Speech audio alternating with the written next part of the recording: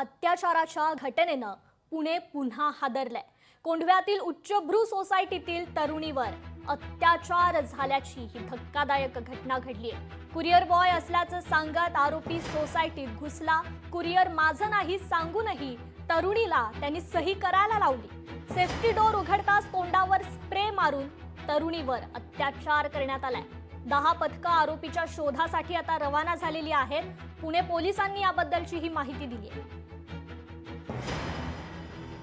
त्याच्या संदर्भात पोलिसांची आत्ताच माझं येताना बोलणं झालं। या सगळ्या प्रोसेसमध्ये पोलीस तपास करतात आहेत आणि खरं तर दिवसेंदिवस ह्या घटना वाढलेल्या आहेत। ही कोंढवा परिसरातली घटना आहे आपण जी सांगताय, त्याच्यामध्ये पोलिसांनी तातडीने याच्यामध्ये तपास कार्य सुरू केलेलं आहे। पण अशा घटना घडू नये याच्या पाठीमागं अजून काय आहे का हे शोधण्याचा प्रयत्न हा पोलिसांच्या माध्यमातून होतो। घरात घुसून पुण्यासारख्या शहरात बलात्कार केला जातो। उच्चभ्रू सोसायटीमध्ये सिक्युरिटी गार्ड असतात, सीसीटीव्ही कॅमेरे असतात, कायद्याचा कुठलाही धाक या गुन्हेगारांना राहिला नाही, पोलिसांना हे लोक घाबरत नाहीत आणि घरातही मुली आता सुरक्षित नाहीत। कारण ऑनलाईन डिलिव्हरी अनेक जे आहेत ते घरांमध्ये मागितली जाते। बरेच डिलिव्हरी बॉय जे आहेत ते घरामध्ये दररोज जे आहेत ते डिलिव्हरी देण्यासाठी येत असतात। पण अशा पद्धतीच्या क्रूर घटना जर व्हायला लागल्या तर संताप येतो आणि या मुलीवर तर तिला मानसिक धक्का बसलेला आहे।